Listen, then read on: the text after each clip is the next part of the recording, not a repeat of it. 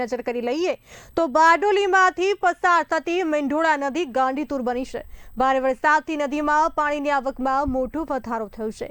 ઉપરવાસમાંથી પાણી છોડાતા અનેક ઘરોમાં પાણી ઘૂસ્યા છે।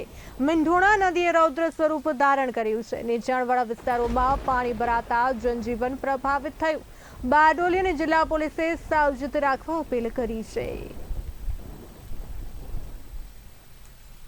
આ સાથે અમારા સંવાદદાતા લાઈવ જોડાઈ ચૂક્યા છે કૃષ્ણા સોની। કૃષ્ણાજી, બારડોલીમાંથી આ પસાર થતી મીંઢોળા નદી હાલ ગાંડીતુર બની છે। ભારે વરસાદને કારણે શું છે પરિસ્થિતિ? જે બરખા જે પ્રમાણે ગયા 24 કલાકમાં ધોધમાર વરસાદ વરસ્યો હતો અને ઉપરવાસમાં જે પ્રમાણે પાણીની આવક થઈ હતી તો ડેમમાંથી જે છે તે પાણી છોડાયું છે। ચોક્કસપણે વાત કરીશું તો 24 કલાક વરસાદ વરસવાની બાદ જે છે અનેકો ઘરોમાં જે છે તે પાણીના અંદર ગરકાવ થયા છે। સીધા દ્રશ્યો જોઈ શકાય છે। હાલ બારડોલીની મીંઢોળા નદી પર આપણે છીએ।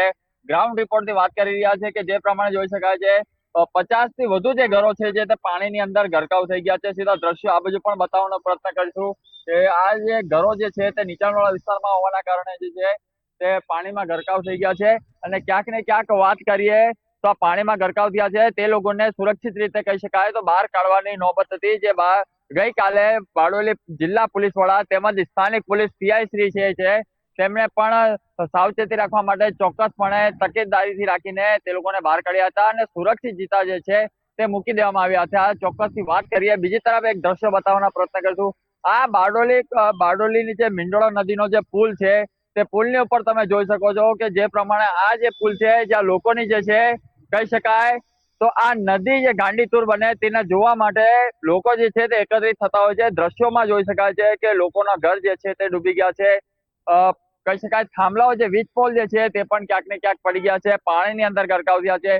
સામેના દ્રશ્યો જોઈ શકાય છે। લોકોને જે છે તે સુરક્ષિત જગ્યાએ સ્થળાંતર કરી દેવાયા છે અને ક્યાંક ને ક્યાંક જે છે પાણીની આવક વધતા આ મીંઢોળા નદી જે છે તે ભરપૂર ગાંડીતુર બની છે। જી બિલકુલ ઠીક। આ ખૂબ જ ભયાનક દ્રશ્યો અને કહી શકાય મીંઢોળા નદીએ જે ભયાનક સ્વરૂપ રૌદ્ર સ્વરૂપ પોતાનું ધારણ કરી લીધું છે અને આની ચપેટમાં કહી શકાય કે ઘણા બધા ત્યાં નીચાણવાળા વિસ્તારો આવી ગયા છે। સાથે અન્ય બહાકાય વૃક્ષો પણ તેની ઝપેટમાં આવી ગયા છે।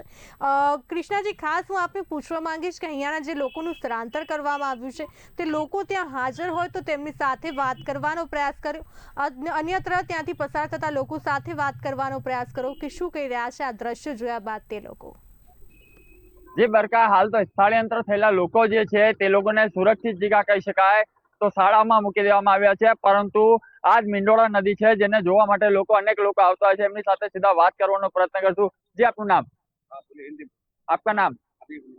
कहाँ से आ रहे हो? इधर से हो। ये कितने घर की सोसाइटी है? 100 के करीब होगी।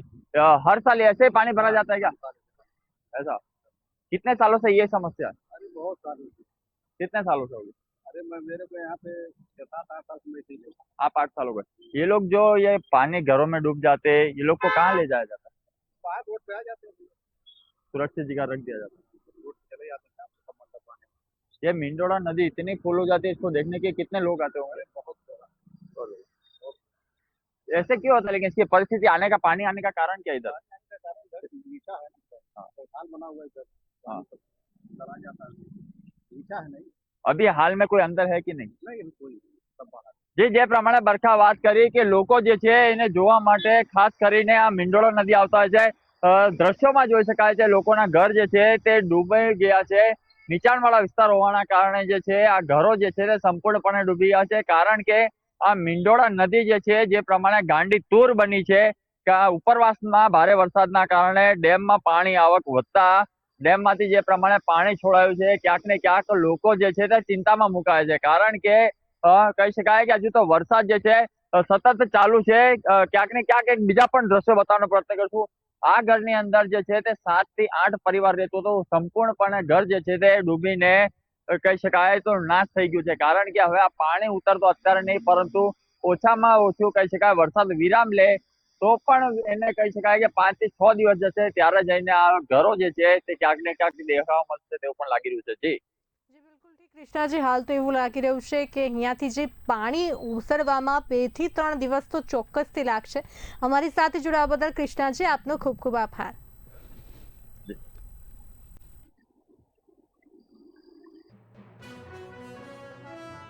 છોડાતા અનેક ઘરોમાં પાણી ઘૂસ્યા છે. મીંઢોળા નદીના પાણી છે, જેના દ્રશ્યો આપ જોઈ શકો છો અમારી ટીવી સ્ક્રીન પર કે નીચાણવાળા વિસ્તારોમાં પાણી કઈ રીતે ભરાઈ ગયું છે. જનજીવન પર અસર પહોંચી રહી છે, સાથે અહીંયાના લોકોનું સ્થળાંતર કરવામાં આવ્યું છે.